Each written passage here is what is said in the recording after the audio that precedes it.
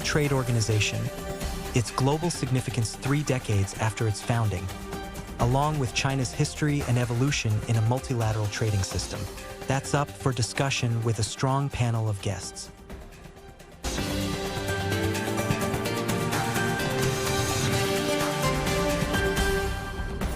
Hello and welcome to World Insight with me, Tian Wei. Today, let's continue the last episode of our series focusing on the 30th anniversary of WTO, the World Trade Organization.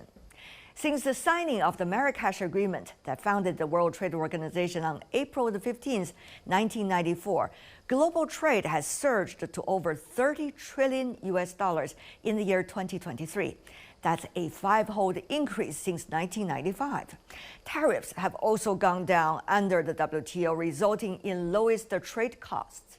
China, for its part, believes it has opened up to trade in the past 23 years since joining the WTO. It has managed a double-digit growth over the decades, benefiting its people and the world. 30 years after the WTO founding, how well has the organization carried out its mission, and how can China and others better contribute to a more inclusive and free world trade? Answers from our panelists.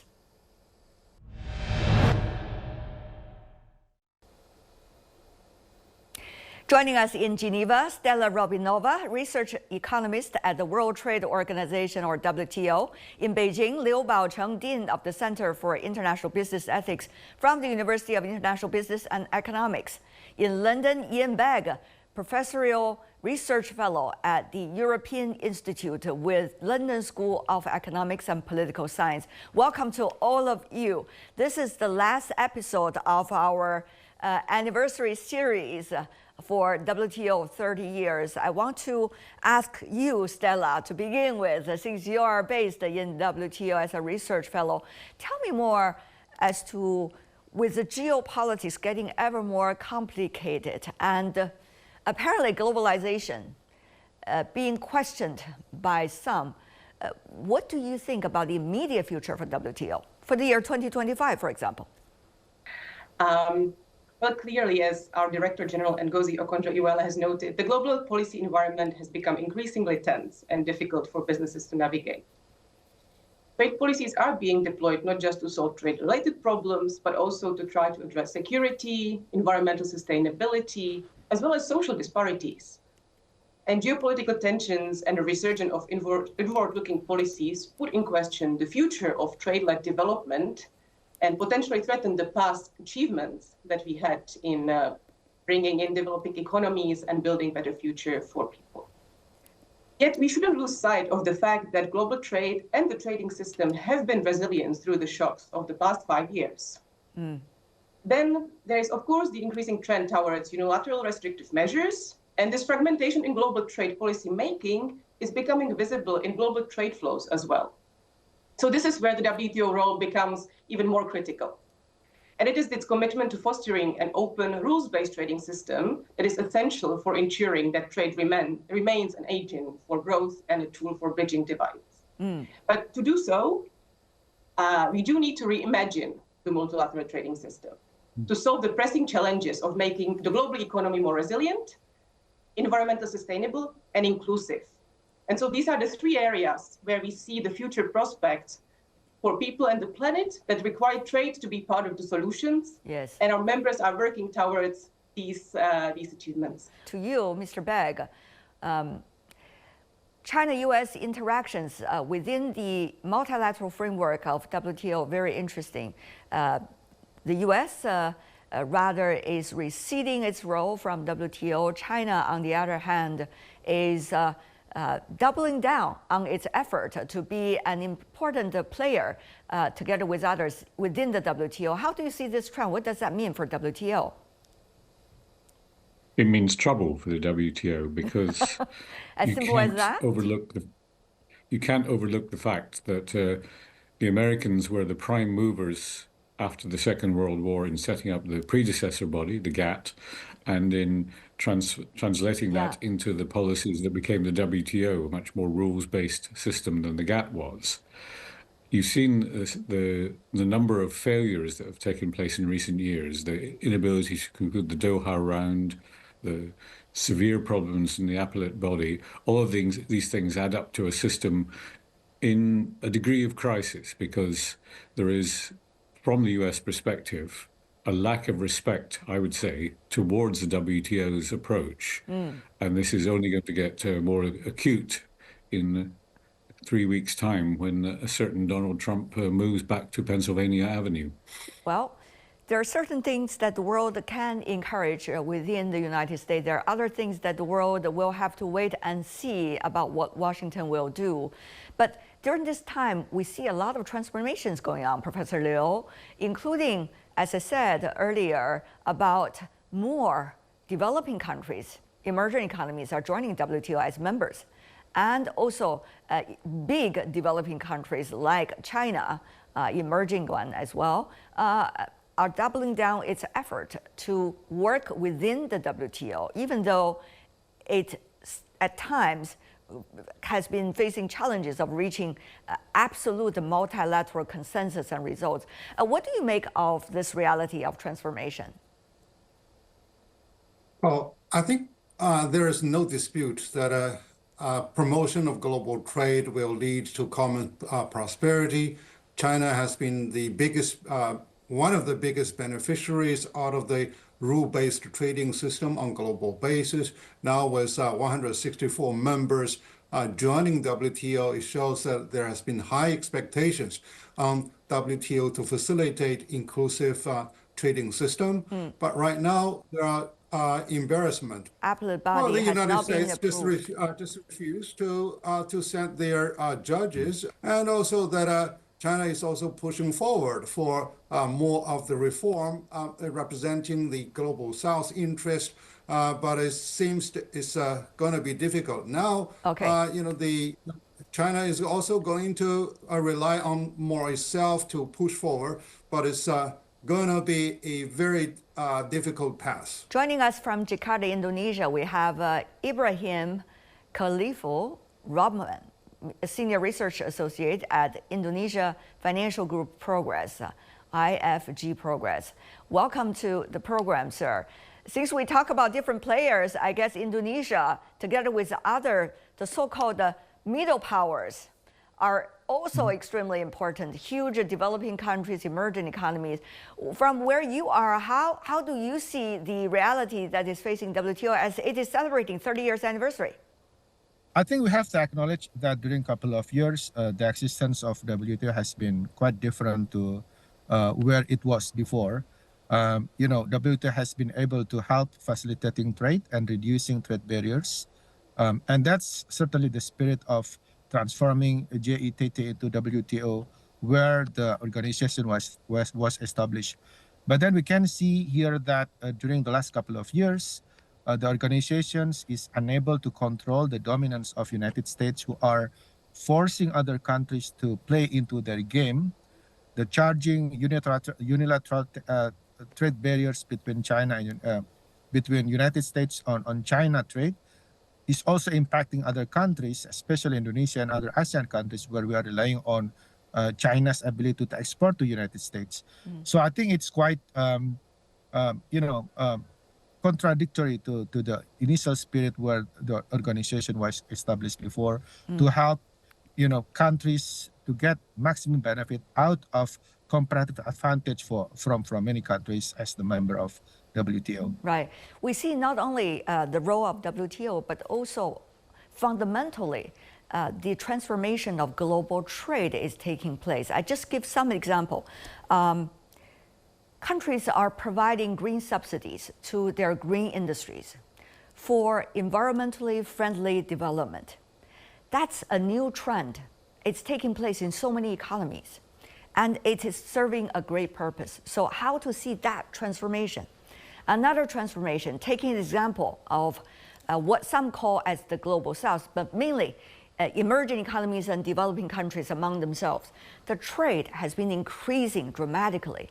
Say China, United States vis-a-vis China and the so-called global South, the number of the last is actually increasing much faster than the number of the first, which is decreasing. So you see this transformation. There are other transformations going on as we speak. A tariff. Countries are taking up the tools of protectionism, using tariffs and others, which were used only in the 1930s more often, and now. So how do you see this global trade transformation before we judge where WTO is going? Stella. Indeed, in the past 3 decades, the rise of developing economies, low and middle income economies in global trade has been exceptional. Indeed, there are these 3 major trends that we are seeing. It's the digital transformation, the requirement to basically make trade rules fit for purpose of 21st century trade, negotiating e-commerce and digital trade rules. It's the green transition, where we don't only see subsidies, green subsidies to global trade, to development of global technologies, but also among some members, we now see removal of tariffs. Some subset of members have agreed to remove tariffs on green technologies to facilitate the diffusion and trade in green technologies, to facilitate the green transition. And of course, we are not, while we've made lots of progress on sort of income convergence among economies and also within economies, there is still more work to be done because some economies have been so far left behind. And then there is an effort to sort of make global value chains more resilient and diversified. And this is what our chief economist and our director general call so-called reglobalization, bringing in more countries into the global system, let them benefit from comparative advantage and exports and imports, and so make the trade more resilient, but also more beneficial for the global economy. Very interesting. All of these trends that you mentioned, and I also mentioned earlier, they actually are very different phenomenon compared to 10 years ago and of course 15 years ago. So Professor Liu, how do you see these transformations, and as a result of that, the role of WTO evolving?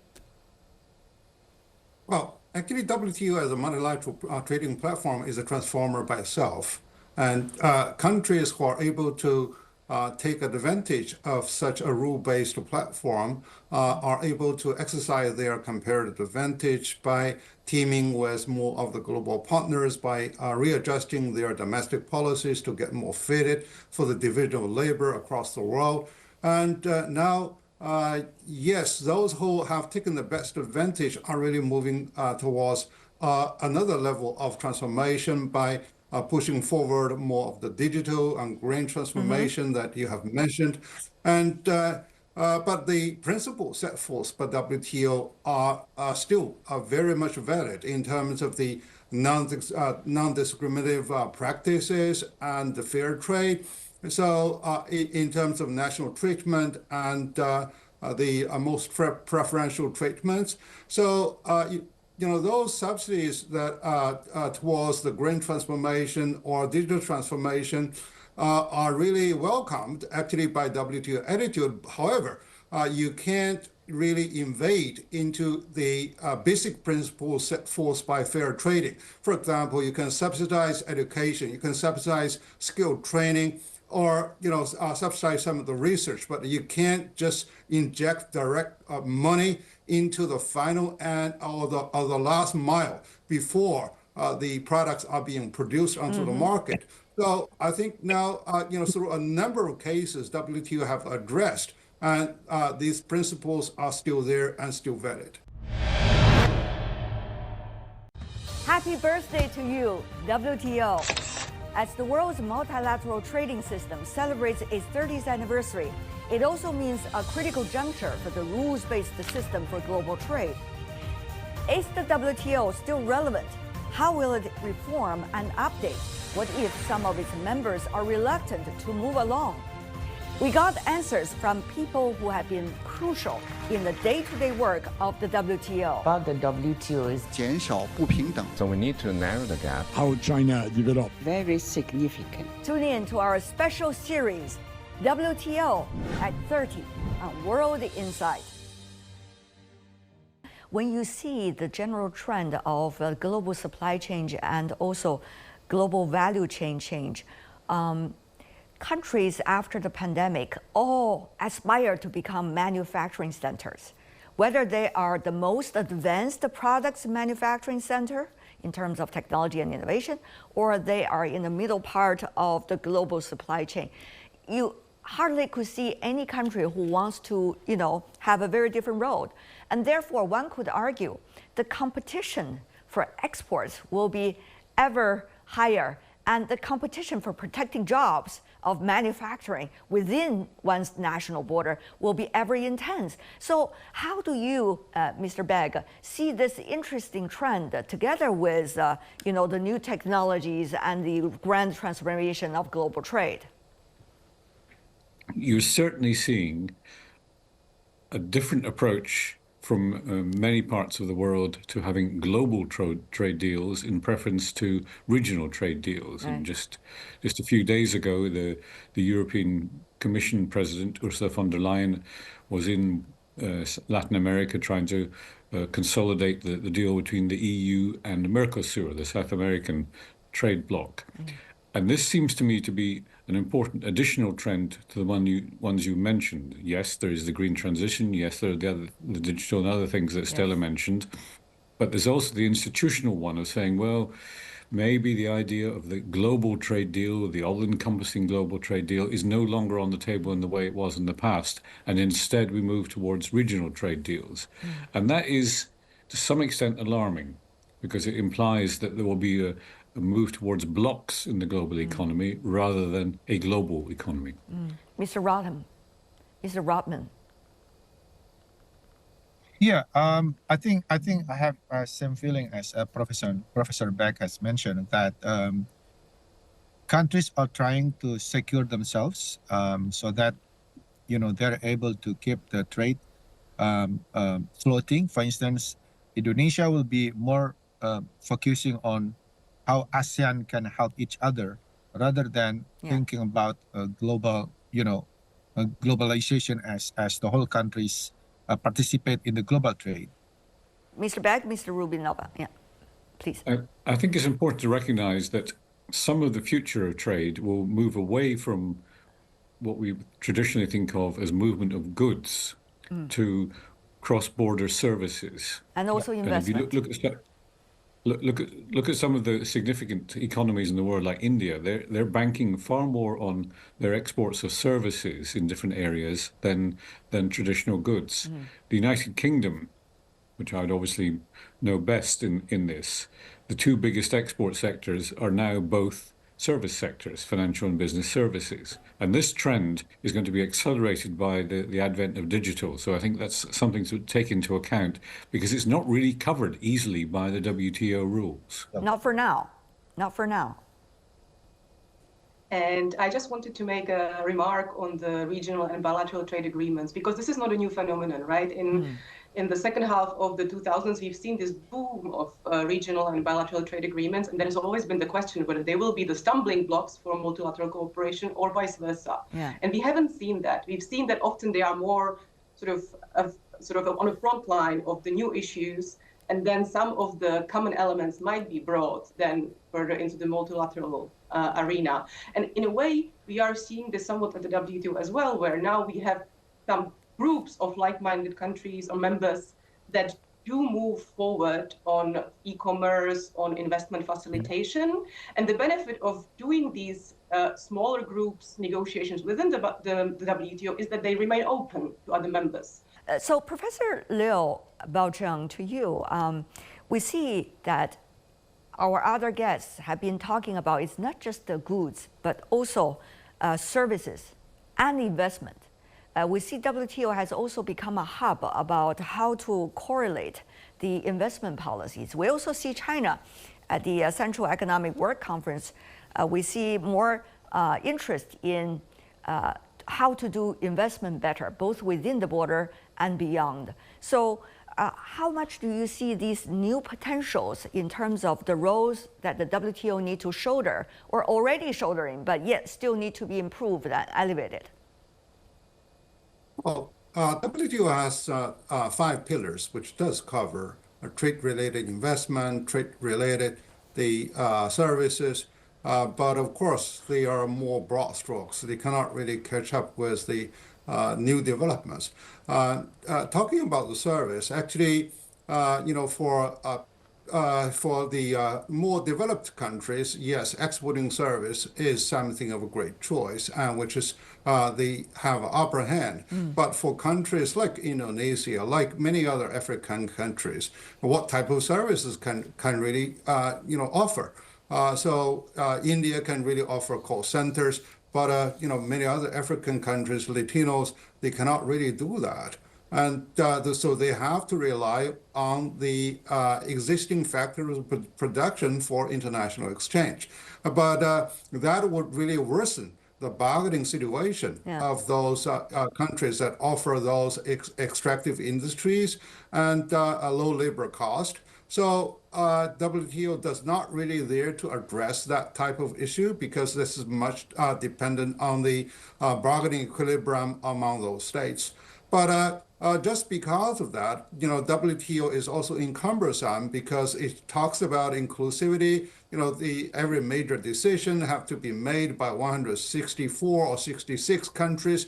So therefore, regional integration becomes on the high horizon, and either on the trilateral trade agreements or the bilateral trade agreements, and also the group type of integration like RCEP, like CELAC, like African Continent Free Trade Agreement, etc. But the principles they derive are still based on WTO's. So particularly now, if you look at the CPTPP, it's really a more of upgraded version of WTO principles. So it doesn't mean that those regional integration will mean fragmentation of those basic principles, but it's a matter of choice that is best fitted to their interest to continue the trade and investment. Yeah. Stella, Ms. Robin Nuva, how much do you see the trend of plurilateralism is likely to continue within the WTO negotiations and discussions? And how will this practice transform the current WTO process in a way? For example, at the ministerial conference I went to cover, it seems that countries and economies, members of WTO, are quite happy with a number of results coming out of plurilateralism consultations. So how much do you see this practice will become ever more common within the WTO, and what does that mean for this multilateral trade system? Yes, indeed, it is a new trend, but it's also an innovation. Any innovation, it needs to find its way to mainstream itself into the working of the organization. So what we've seen, for instance, that 3/4 of our membership actually negotiated an agreement on investment facilitation for development, and they are now working on how to incorporate it into the WTO rulebook. So there has been a consensus about three-quarters of our members, and now they have to find a way how to make it operational within the WTO. But this agreement is important because it will help developing economies attract FDI, to simplify investment-related procedures and sweeping away the red tape. We see the world is changing. That's just a matter of fact. And we see countries are trying to look at themselves and see how they can be strongest that they can get. And that sometimes means compromise certain principles. Sometimes it means they have to look at what it would be like if it is let's say, unfortunately, a rules of the jungle world. Meanwhile, we also see some of the long-existing rule-based systems like WTO still vibrant, and at least the members within the WTO, many of them are quite still enthusiastic of being there. So how do you see 2025 as WTO celebrating 30th anniversary? We are going to observe all of these interesting trends. What do you think are some of the most signature moments for you to realize and for all of us to understand better about where WTO is for the year 2025. Let me go to the other three guests before I go to Stella, literally coming from WTO. So Professor Liu, very briefly, everybody have 30 to 45 seconds. Professor Liu, please set an example. I would 45 expect seconds. that there's going to be substantial move with regard to e-commerce and also with regard to the government procurement agreement, which is very important to further consolidate the principles of WTO. And then they will also identify a number of other challenges that they have to face as how to address, as you have brought up to us, the environmental considerations or sustainability considerations with regard to trade. Okay, Mr. Beck, 45 seconds, please. I think the WTO needs to take a step back to motivate its members to regain the momentum it had, say, 20 years ago about trying to be the driver of economic integration and address head-on some of the problems that are likely to emerge in 2025, not least what the Americans do. Yeah, WTO should fix the ongoing bottleneck of protectionism, which happens in all countries, while at the same time quickly learn on the modern trade, including cross-border data flow that will create another complexities on who does what and the equitable result from e-commerce and digital era. Ms. Robinova.